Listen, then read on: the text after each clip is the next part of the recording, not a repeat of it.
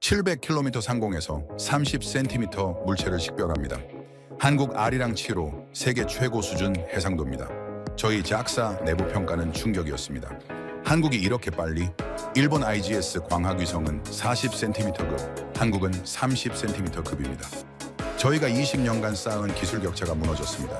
고기동 위성, 제어 모멘트 자이로, 광전송 기술 모두 일본보다 앞선 사양입니다. 요미우리는 한국의 추격 속도를 연구했고 니케이는 우주 기술 자립을 분석했습니다. 지금부터 일본 JAXA 연구원이 목격한 아리랑 7호의 충격 시작합니다. 저는 JAXA에서 정찰 관측 위성 기술을 연구하는 엔지니어입니다. 저는 일본 우주항공연구개발기구 JAXA에서 15년째 위성 개발을 담당하고 있습니다. 제 전공은 전자광학 카메라 시스템이죠. 일본의 IGS 프로그램, 정보 수집 위성 체계를 함께 만들어 온 사람입니다. 1998년 북한 대포동 1호가 일본 상공을 지나갔습니다. 그때 우리는 충격을 받았죠. 독자 정찰 능력이 없었습니다. 미국에만 의존하고 있었습니다. 그 후 25년, 일본은 IGS 프로그램에 1조 8천억 엔 이상을 투입했습니다. 광학위성과 SAR 레이더 위성을 조합해 전천후 감시망을 완성했죠. 2024년 9월엔 IGS 레이더 8호를 발사했습니다. 우리는 2029년까지 10기 체제를 목표로 하고 있습니다. 저는 동아시아 주변국 위성도 계속 추적해왔습니다. 특히 한국의 아리랑 시리즈는 관심 대상이었죠. 1999년 아리랑 1호부터 시작해서 2호, 3호, 5호, 3회호까지 모두 우수한 위성이었습니다. 하지만 일본이 먼저 시작했고 예산도 훨씬 많았습니다. 기술적 우위는 당연하다고 생각했죠. 한국은 추격자일 뿐이다. 내부 회의에서 그런 평가가 나왔습니다. IGS 광학위성의 해상도는 40cm급입니다. 아리랑 3회호는 55cm급이었죠. 15cm 차이, 숫자로는 작아 보입니다. 하지만 위성 영상에서 이 차이는 엄청납니다. 차량의 종류를 구분할 수 있느냐 없느냐의 차이거든요. 군사적 가치가 완전히 달라집니다. 그런데 2025년 12월 2일 새벽, 상황이 완전히 바뀌었습니다. 한국이 아리랑 7호를 발사했습니다. 남미 프랑스령 기아나 쿠르 우주센터에서 베가시 로켓에 실려 올라갔죠. 발사 43분 54초 후 위성은 궤도에 진입했습니다. 새벽 3시 30분. 첫 교신 성공. 모든 게 순조로웠습니다. 다음 날 아침, 저는 한국항공우주연구원의 공식 발표 자료를 받았습니다. 데이터를 보는 순간 숨이 멎었습니다. 해상도 0.3m급 광학카메라. 30cm입니다. 일본 IGS보다 10cm나 좋습니다. 저는 즉시 팀원들을 소집했습니다. 이게 맞나? 확인해봐. 모두가 자료를 뒤졌습니다. 한국항공우주연구원 공식 사이트, 우주항공청 발표문, 언론 보도. 모두 같은 수치였습니다. AISSHR 전자광학 카메라. 아리랑 3회호 대비 성능이 3배 이상 향상됐다고 명시되어 있었습니다. 그것만이 아니었습니다. 국내 최초 제어 모멘트 자이로 시스템 탑재. 이건 고기동 성능을 위한 핵심 장치입니다. 위성이 목표 지역을 빠르게 재조준하며 연속 촬영할 수 있게 해주죠. 일본 IGS에도 탑재된 기술입니다만 한국이 독자 개발했다는 게 놀라웠습니다. 광전송 기술. 대용량 영상 자료를 실시간 처리하기 위한 첨단 기술이죠. 테라비트급 저장 공간. 한국 위성 최초입니다. 탑재 컴퓨터는 아리랑 3호 대비 3배 빠릅니다. 고속 병렬 처리, 실시간 압축, 암호화 기술까지. 모든 스펙이 세계 최고 수준이었습니다. 더 충격적인 건 마지막 문장이었습니다. 시스템, 본체, 탑재 최전 과정을 국내 독자 기술로 개발. 한국항공우주연구원이 주도했고 국내 기업들이 참여했습니다. 외국 기술 의존도를 최소화했다는 뜻입니다. 저는 의자에 기댔습니다. 한국이 언제 이렇게 성장했지? 일본은 HEA 로켓 개발에 수십 년을 투입했습니다. 발사 성공률은 높지만 비용도 높습니다. 그래서 차세대 H세 개발에 집중했죠. 하지만 위성 자체의 성능 향상은 상대적으로 더뎠습니다. 우리는 안정성을 추구했고 혁신 속도는 느렸습니다. 한국은 달랐습니다. 누리호 자체 개발, 아리랑 시리즈 고도화 동시에 진행했습니다. 빠른 의사결정, 과감한 투자, 기술 집중. 저는 지난 10년 데이터를 다시 펼쳤습니다. 2013년 아리랑 5호, 1m급 SAR 위성. 2015년 아리랑 3회호, 0.55m급 광학위성. 2025년 아리랑 7호, 0.3m급 초고해상도. 10년 만에 해상도를 절반 이하로 줄였습니다. 기하급수적 성장입니다. 일본 IGS는 2014년 IGS 8B가 40cm급이었고 2024년에도 큰 변화가 없습니다. 우리는 정체했고 한국은 질주했습니다. 저는 보고서를 작성하며 한 줄을 적었습니다. 한국의 우주기술 자립 속도는 일본의 예상을 초과했다. 그 문장을 쓰면서 무언가 더 큰 걸 느꼈습니다. 이건 단순한 위성 하나의 문제가 아니었습니다. 한국이 이제 독자 영상정보 수집 능력을 갖췄다는 뜻이었습니다. 미국 정찰 자료에 의존하지 않고 스스로 정보를 만들 수 있게 된 겁니다. 한반도는 물론 동아시아 전역을 독자 감시할 수 있습니다. 일본에게는 새로운 변수였습니다. 동아시아 우주 경쟁의 구도가 바뀌는 순간이었습니다. 저는 창밖을 바라봤습니다. JAXA 스쿠바 우주센터의 하늘이 보였죠. 저 위 700km 상공에서 한국 위성이 30cm 물체를 식별하고 있었습니다. 일본이 자랑하던 기술 우위가 무너지는 순간이었습니다. 일본 언론이 먼저 반응했습니다. 아리랑 7호 발사 다음 날 요미우리 신문이 일면에 기사를 실었습니다. 한국, 세계 최고 수준 정찰위성 발사 성공. 부제는 더 직접적이었죠. 일본 IGS 해상도 초과, 독자 감시 능력 확보. 저는 그 기사를 사무실에서 읽었습니다. 동료들도 모두 침묵했죠. 니케이 신문은 더 깊이 파고들었습니다. 한국 우주기술 자립 가속화, 일본 추격 본격화. 기사는 아리랑 7호의 스펙을 상세히 분석했습니다. 0.3m급 해상도, 제어 모멘트 자이로, 광전송 기술. 그리고 마지막 문단이 핵심이었습니다. 한국은 누리호 성공 이후 발사체와 위성 모두 독자 개발 체계를 완성했다. 일본이 30년간 쌓은 기술 격차가 10년 만에 좁혀지고 있다. 저는 그 문장을 3번 읽었습니다. 인정하기 싫었지만 사실이었습니다. JAXA 내부에서 긴급 회의가 소집됐습니다. 주제는 하나였죠. 한국 위성 기술 평가 및 대응 방안. 회의실에는 20명이 넘는 연구원과 관리자들이 모였습니다. 저도 발표자 중 한 명이었죠. 프로젝트 책임자가 입을 열었습니다. 아리랑 7호 해상도가 정말 0.3m인가? 저는 고개를 끄덕였습니다. 한국항공우주연구원 공식 발표입니다. 우주항공청도 동일하게 확인했습니다. 우리 IGS는 광학위성 기준 40cm급입니다. 10cm 차이지만 판독 능력은 3배 이상 차이 납니다. 회의실이 술렁였습니다. 누군가 물었죠. 한국이 어떻게 이런 기술을 확보했나? 저는 준비한 자료를 펼쳤습니다. 2016년부터 8년간 집중 개발했습니다. 아리랑 3호, 3AO에서 축적한 기술을 발전시켰죠. 그리고 핵심은 국산화율입니다. 국산화율? 시스템, 본체, 탑재체 전 과정을 한국 독자 기술로 개발했습니다. 외국 의존도를 최소화했습니다. 이게 기술 발전 속도를 높였습니다. 선임 연구원이 반박했습니다. 하지만 일본도 독자 기술 아닌가? 저는 잠시 망설였습니다. 그리고 솔직하게 말했습니다. 우리는 안정성을 우선했습니다. 검증된 기술을 고수했죠. 혁신보다는 신뢰성에 집중했습니다. 그게 문제라는 건가? 문제는 아닙니다. 하지만 한국은 다른 전략을 택했습니다. 위험을 감수하고 신기술을 빠르게 도입했습니다. 제어 모멘트 자이로가 대표적입니다. 회의실이 조용해졌습니다. 모두가 알고 있었습니다. 일본이 기술적으로 뒤처진 게 아니라 전략적으로 보수적이었다는 걸. 프로젝트 책임자가 물었습니다. 앞으로 한국은 어떻게 움직일 것 같나? 저는 화면을 넘겼습니다. 아리랑 6호가 2025년 발사 예정입니다. 이건 SAR 레이더 위성입니다. 서브미터급, 즉 1m 이하 해상도입니다. 우리 IGS 레이더는 IGS 레이더 5호가 0.5m급입니다. 2017년 발사였죠. 하지만 한국 아리랑 6호도 유사한 성능으로 개발 중입니다. 누군가 한숨을 내쉬었습니다. 저는 계속했습니다. 한국은 2호와 SAR 복합 체계를 완성해가고 있습니다. 광학위성으로 주간 감시, SAR 위성으로 야간 학천후 감시, 전천후 감시 체계죠. 일본 IGS도 같은 구조 아닌가? 맞습니다. 하지만 한국은 해상도와 관측 주기에서 우리를 따라잡고 있습니다. 그리고 더 중요한 건 발사 주기입니다. 저는 마지막 슬라이드를 띄웠습니다. 한국은 2024년 누리호 4차 발사 성공, 아리랑 7호 발사, 2025년 아리랑 6호 발사 예정, 1년에 2, 3기씩 위성을 올리고 있습니다. 우리는 IGS는 2, 3년의 일기꼴입니다. 예산과 발사체 일정 때문입니다. 회의실 분위기가 무거워졌습니다. 숫자가 명확했습니다. 한국이 더 빠르게 움직이고 있었습니다. 한 관리자가 물었습니다. 그럼 우리는 뭘 해야 하나? 프로젝트 책임자가 대답했습니다. 차세대 IGS 개발을 앞당겨야 합니다. 그리고 H3 로켓의 발사 비용 절감도 필수입니다. 저는 속으로 생각했습니다. 그게 가능할까? 일본 정부의 의사결정 구조는 복잡합니다. 예산 승인에만 몇 년이 걸립니다. 한국처럼 빠른 실행은 어렵습니다.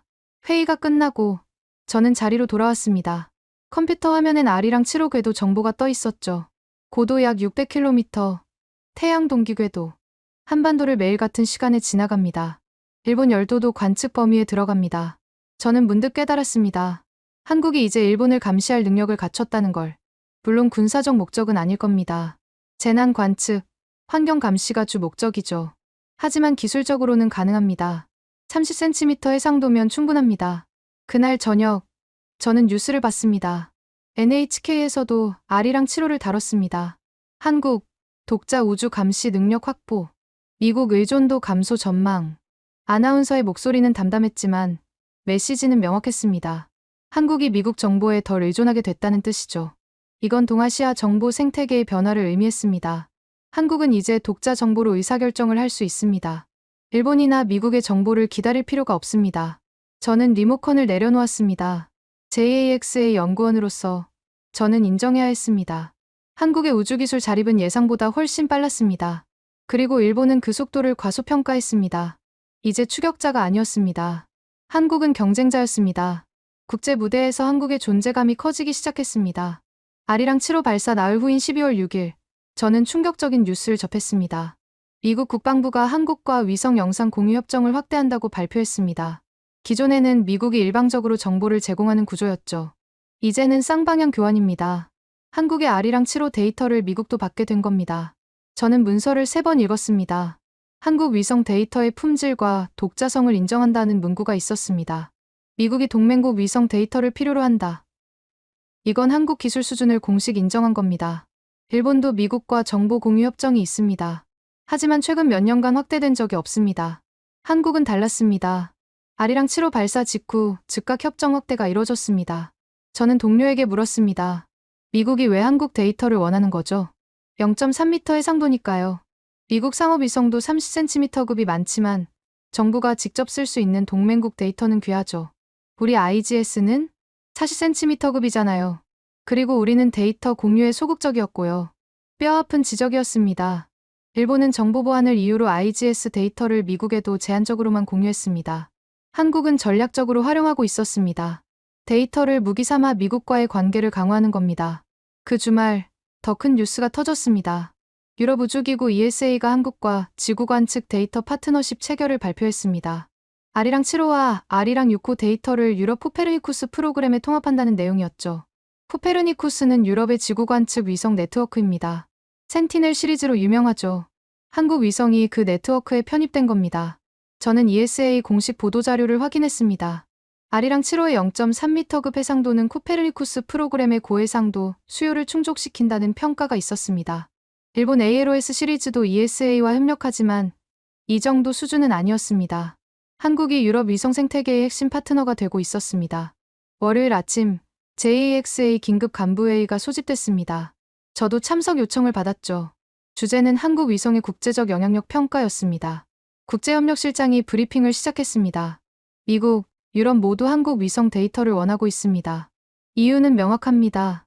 해상도, 관측 주기, 그리고 데이터 공유 의지. 일본은? 우리는 기술은 있지만 전략이 부족했습니다. 데이터를 닫아두고 독자 활용에만 집중했습니다. 한 간부가 반박했습니다. 보안 때문 아닌가요? 맞습니다. 하지만 한국은 민군 겸용 전략으로 이 문제를 해결했습니다. R이랑은 공식적으로 민간 위성이지만 군사적으로도 활용됩니다. 데이터 공유는 민간 채널로, 군사 정보는 별도 관리하는 겁니다. 우리도 가능한가? 제도 개선이 필요합니다. 그리고 시간이 걸립니다. 저는 손을 들었습니다. 한 가지 더 있습니다. 한국이 동남아시아 국가들과도 접촉하고 있습니다. 어떤 내용인가? 베트남, 인도네시아, 필리핀이 한국 위성 데이터 구매를 논의 중입니다. 재난 감시, 농업 모니터링 용도입니다. 회의실이 술렁였습니다. 저는 계속했습니다. 일본도 ODA로 위성 지원을 해왔지만 대부분 일회성이었습니다. 한국은 지속적 데이터 공급 계약을 맺고 있습니다. 그럼 수익도 발생하는 건가? 그렇습니다. 한국항공우주연구원이 상업 판매도 시작했습니다. R이랑 7호 데이터는 인당 가격이 책정됐습니다. 이건 새로운 비즈니스 모델이었습니다. 위성을 만들고 데이터를 팔고 그 수익으로 다음 위성을 개발하는 선순환이죠. 일본 IGS는 정부 전용입니다. 창업 판매는 없습니다. 간부회의가 끝난 후 저는 복도에서 국제협력실장과 마주쳤습니다. 선생님, 솔직히 물어봐도 될까요? 뭔가요? 일본이 한국을 따라잡을 수 있을까요? 실장은 잠시 침묵했습니다. 그리고 조용히 말했습니다. 기술적으로는 가능합니다. 하지만 전략적으로는 어렵습니다. 우리 시스템은 느립니다. 예산, 승인, 개발, 발사까지 10년이 걸립니다. 한국은 5년이면 됩니다. 왜 그런 차이가 생긴 건가요? 의사결정 구조입니다. 한국은 대통령이 직접 우주 정책을 챙깁니다. 우주항공청도 생겼죠. 일본은 여러 부처가 나뉘어 있고 조율에 시간이 걸립니다. 저는 고개를 끄덕였습니다. 구조적 문제였습니다. 그날 저녁, 저는 국제우주 뉴스를 검색했습니다. 영국 BBC가 한국 위성을 다뤘습니다. 기사는 아리랑 7호를 중심으로 한국 우주 산업을 분석했습니다.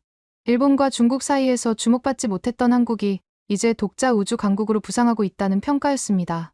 프랑스 르몽드도 비슷한 기사를 냈습니다. 한국 위성 기술, 유럽 수준 도달. CNN은 더 직접적이었습니다. 제목이 모든 걸 말해줬습니다. 국제사회가 한국을 일본의 경쟁자로 보기 시작한 겁니다. 저는 노트북을 닫았습니다. 5일 전만 해도 아리랑 7호는 단순히 한국이 발사한 위성 정도였습니다.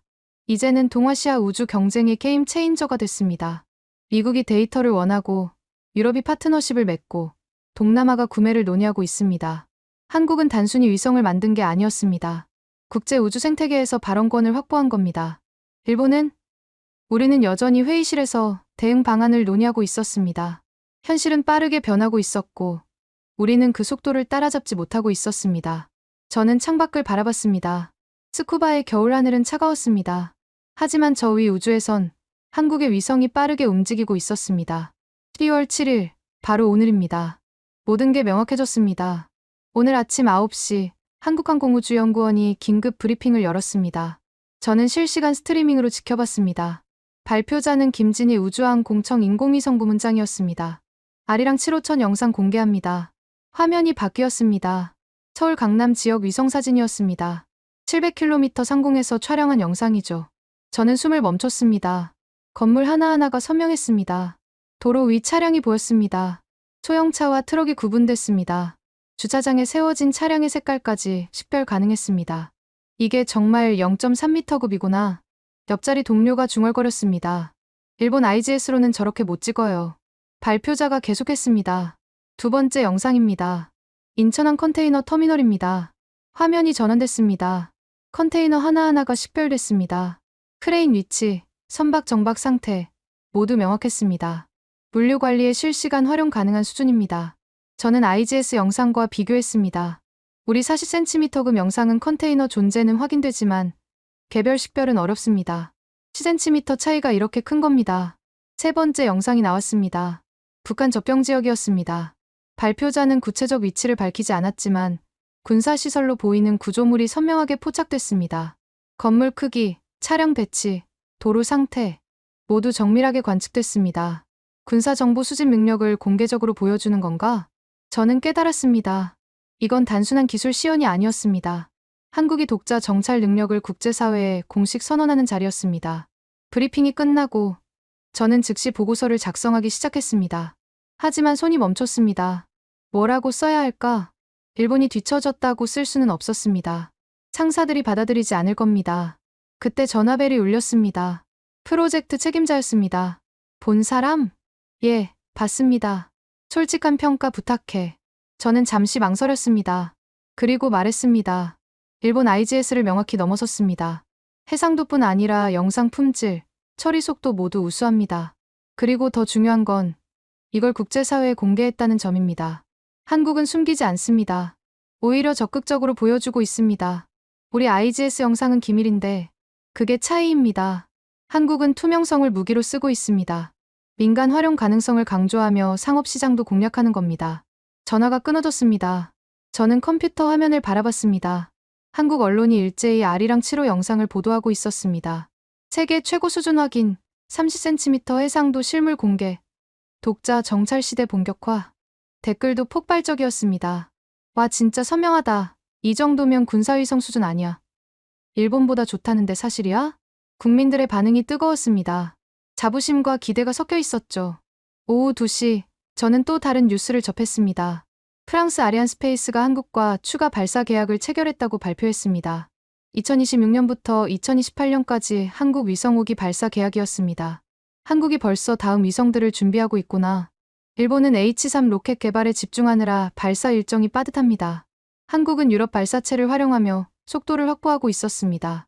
전략적 유연성이 달랐습니다. 오후 4시 결정타가 날아왔습니다.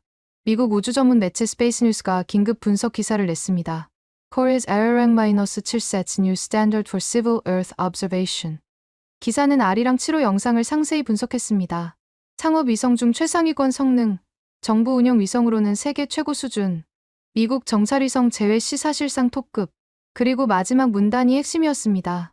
일본 IGS 프로그램이 25년간 구축한 우위를 한국이 단 10년 만에 따라잡았다. 아시아 우주 경쟁의 지형이 재편되고 있다. 저는 기사를 프린트했습니다. 이건 보고서에 첨부해야 했습니다. 저녁 7시 JAXA 임시 전체회의가 소집됐습니다. 이사장이 직접 주재하는 회의였습니다. 심각한 수준이죠. 이사장이 입을 열었습니다. 오늘 한국이 공개한 영상 모두 봤을 겁니다. 회의실이 조용했습니다. 솔직하게 말하겠습니다. 일본이 기술적으로 뒤처졌습니다. 누군가 숨 쉬는 소리가 들렸습니다. 이사장이 이렇게 직접적으로 말한 건 처음이었습니다. 차세대 IGS 개발을 즉시 착수합니다. 목표 해상도 30cm 이하, 3년 내 발사. 한 간부가 손을 들었습니다. 예산이 확보하겠습니다. 정부에 특별 요청하겠습니다. 개발 기간이 너무 짧지 않나요? 한국은 8년 만에 해냈습니다. 우리가 못할 이유가 없습니다. 이사장의 목소리에 절박함이 묻어났습니다. 그리고 데이터 공유 정책도 재검토합니다. IGS 데이터를 동맹국과 공유하는 방안을 논의하겠습니다. 이건 큰 결정이었습니다. 일본 정부가 수십 년간 고집했던 보안 원칙을 바꾸는 거니까요. 회의가 끝나고 저는 자리로 돌아왔습니다. 동료가 물었습니다. 정말 3년에 가능할까요? 저는 고개를 저었습니다. 솔직히 모르겠어요. 하지만 해야죠. 한국은 이미 다음 단계로 가고 있는데. 맞아요. 우리가 차세대 IGS 개발하는 동안 한국은 아리랑 8호, 9호를 준비할 겁니다. 그럼 계속 뒤처지는 거 아닌가요? 저는 대답할 수 없었습니다.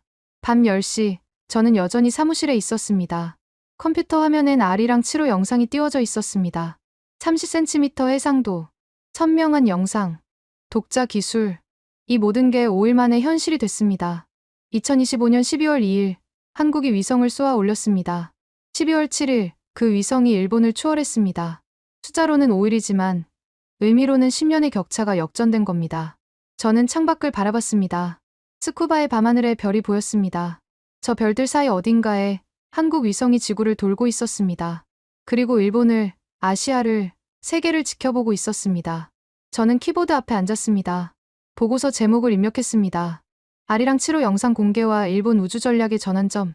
첫 문장은 이렇게 시작했습니다. 2025년 12월 7일, 일본 우주 개발은 새로운 현실을 마주했다. 일본 내부가 요동치기 시작했습니다. 12월 7일 오후, 일본 정부 반응이 나오기 시작했습니다. 방위성이 먼저 움직였습니다. 긴급 정보 분석 회의가 소집됐죠. 저는 JAXA 대표로 참석 요청을 받았습니다. 나카타니 겐 방위상이 직접 주재하는 회의였습니다. 회의실에 들어서자 분위기가 무거웠습니다. 방위상이 첫 마디를 꺼냈습니다. 한국 위성 영상을 확인했습니까? 정보본부장이 대답했습니다. 확인했습니다. 해상도와 품질 모두 우리 예상을 초과합니다. 우리 IGS와 비교하면 솔직히 말씀드려 뒤처집니다. 10cm 해상도 차이가 정보 수집 능력에서 결정적 격차를 만듭니다. 방위상의 표정이 굳었습니다. 구체적으로 말해보시오. 차량 종류 식별, 시설물 세부 파악, 실시간 물류 추적. 한국이 모두 가능합니다. 우리는 일부만 가능합니다. 북한 감시에서는 한국이 더 유리합니다. 접경지역 정밀 관측에서 30cm 해상도는 엄청난 이점입니다. 방위상이 저를 바라봤습니다. JAX의 입장은? 저는 준비한 자료를 펼쳤습니다. 기술적으로 한국이 일본을 앞섰습니다. 그리고 속도도 빠릅니다. 언제 따라잡을 수 있나? 차세대 IGS 개발에 최소 3년 필요합니다. 하지만 그 사이 한국은 더 발전할 겁니다. 회의실이 조용해졌습니다. 한 관계자가 물었습니다. 미국은 뭐라고 합니까? 외무성 담당자가 대답했습니다. 미국은 한국 위성 데이터에 관심을 보이고 있습니다. 공유 확대를 논의 중입니다. 일본에게는 기존 협력 유지 수준입니다. 확대 논의는 없습니다. 이건 충격적이었습니다. 미국이 한국 쪽으로 기울고 있다는 뜻이니까요. 방위상이 결론을 내렸습니다. 예산 확보를 최우선으로 하겠습니다. 차세대 IGS 개발을 앞당기십시오. 회의가 끝나고 저는 복도에서 정보본부 관계자를 만났습니다. 실제로 얼마나 신박합니까? 그가 주변을 둘러보고 조용히 말했습니다. 한국이 독자 정찰 능력을 완성했습니다. 이제 우리 정보에 의존하지 않습니다. 그게 문제인가요? 정보는 힘입니다. 한국이 독자 정보를 가지면 우리와 다른 판단을 할 수 있습니다.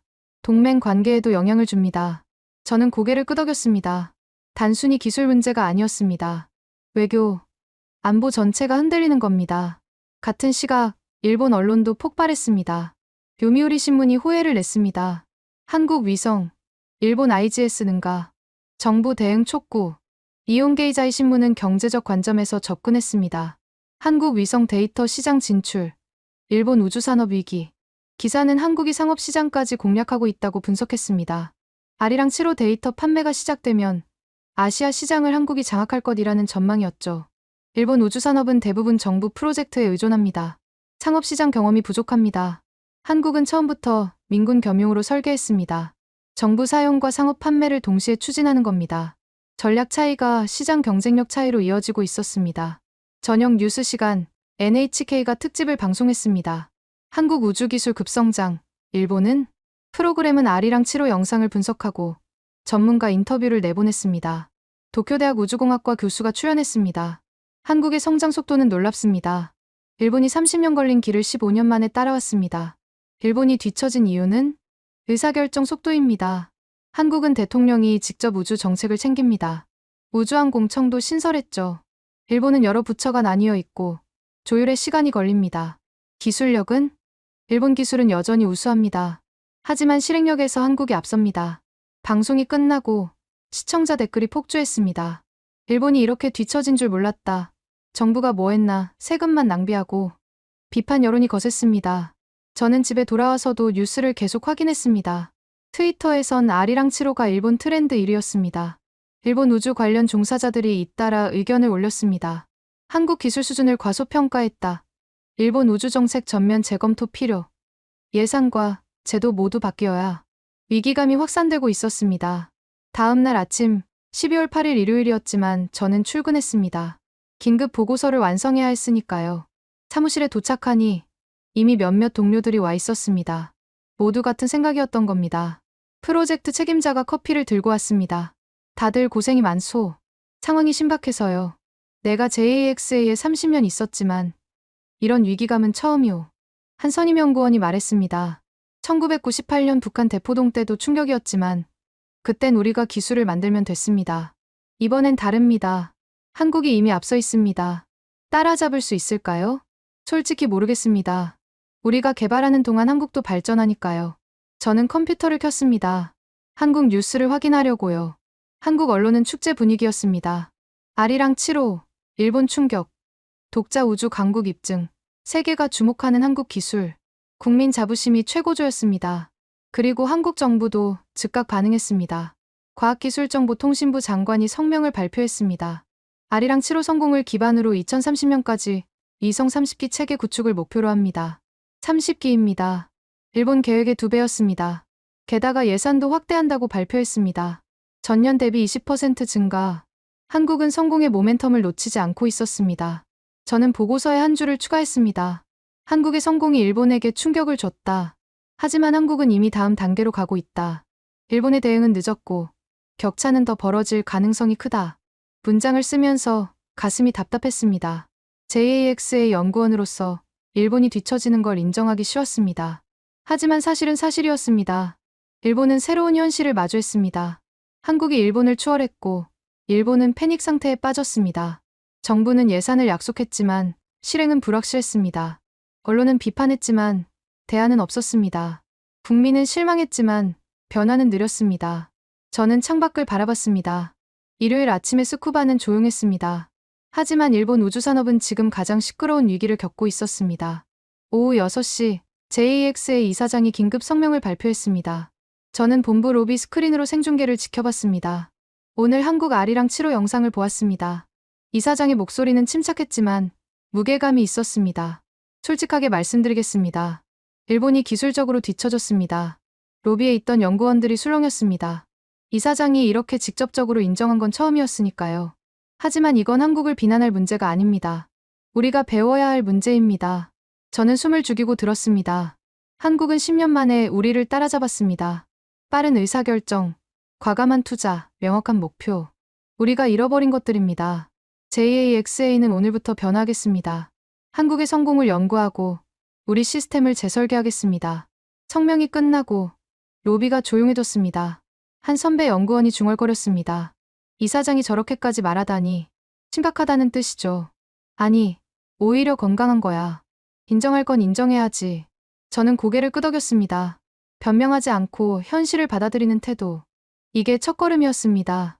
저녁 7시, 일본 주요 신문사들이 사설을 발표하기 시작했습니다. 요미우리 신문 사설 제목이 눈에 들어왔습니다. 한국 우주기술에서 배워라. 사설은 이렇게 시작했습니다. 한국 아리랑 7호는 일본에게 경종을 울렸다. 하지만 이는 한국을 질투할 일이 아니라 배울 기회다. 한국은 1990년대까지 우주기술에서 일본보다 20년 뒤처져 있었다. 그러나 집중 투자와 명확한 전략으로 격차를 좁혔다. 특히 주목할 점은 민관 협력이다. 정부가 방향을 제시하고 민간이 빠르게 실행했다. 일본도 이런 체계를 배워야 한다. 이온게이자의 신문도 비슷한 논조였습니다. 한국 성공의 비결 속도와 실행력. 일본은 기술은 있지만 실행이 느리다. 예산 승인에 3년, 개발에 5년, 발사까지 10년. 한국은 절반 시간에 해낸다. 저는 사설들을 프린트했습니다. 보고서에 첨부할 자료였습니다. 일본 언론이 한국을 비판하지 않고 존중하기 시작했습니다. 밤 9시, 저는 도쿄대학 우주공학과 교수에게 전화를 걸었습니다. 협력 관계로 자주 의견을 나누는 분이었죠. 교수님, 오늘 하루 어떠셨습니까? 충격적이었지. 하지만 동시에 배울 점이 많았어. 한국 기술을 어떻게 평가하십니까? 우수해. 특히 시스템 통합 능력이 뛰어나. 카메라, 자세 제어, 데이터 처리. 모든 게 조화롭게 작동하고 있어. 일본도 가능한 기술 아닙니까? 기술적으론 가능해. 하지만 한국은 실제로 구현했어. 그게 차이지.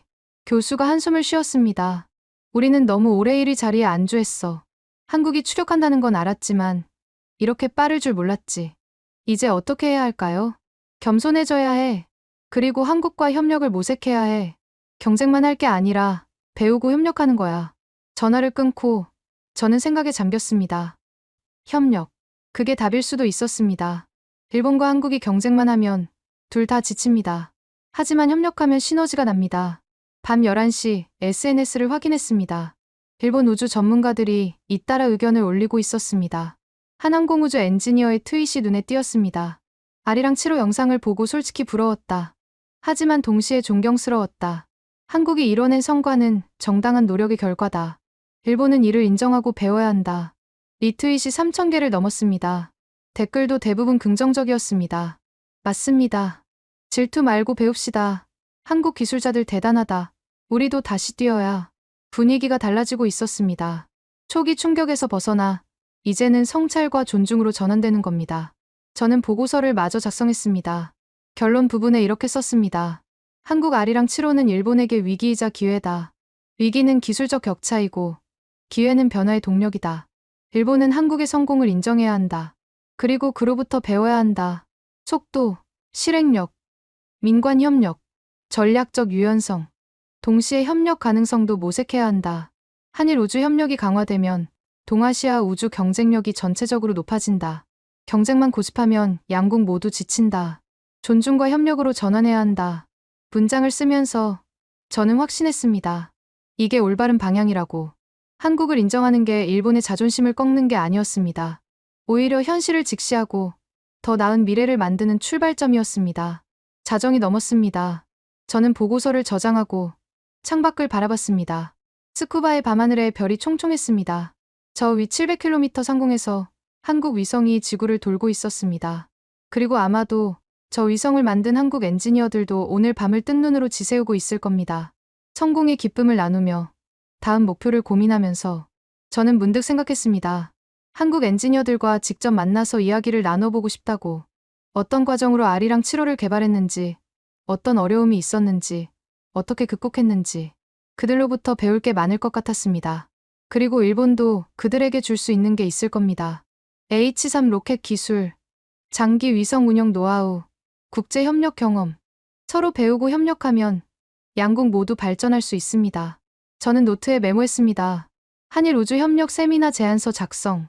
작은 시작이지만 의미 있는 첫걸음이 될 것 같았습니다. 12월 7일 밤, 일본은 변화를 시작했습니다. 충격에서 반성으로, 반성에서 존중으로, 그리고 존중은 협력의 씨앗이 될 겁니다. 저는 여전히 사무실에 있었습니다. 보고서를 완성했지만 한 가지 더 해야 할 일이 있었습니다. 한국항공우주연구원 홈페이지에 접속했습니다. 국제협력 페이지를 클릭했죠. 연락처가 있었습니다. 저는 이메일을 쓰기 시작했습니다.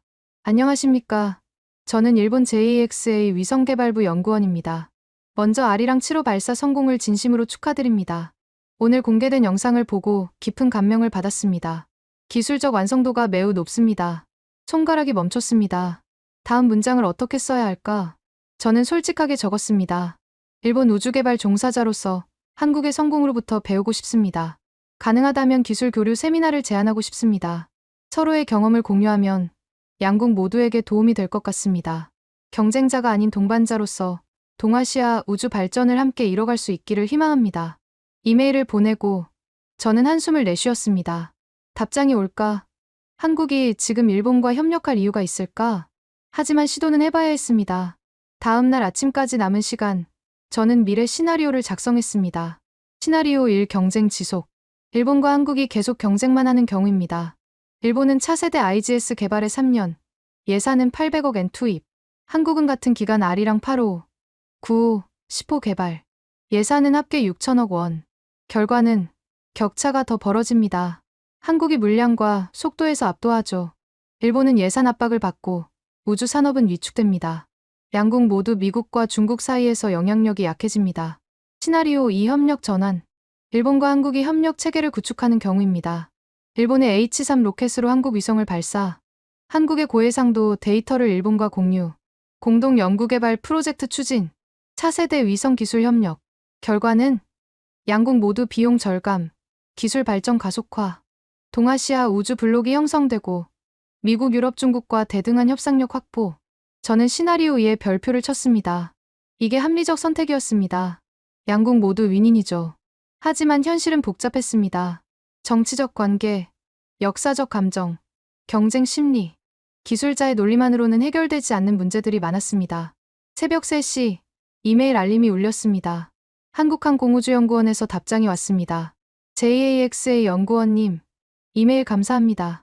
R이랑 7호에 관심 가져주셔서 영광입니다.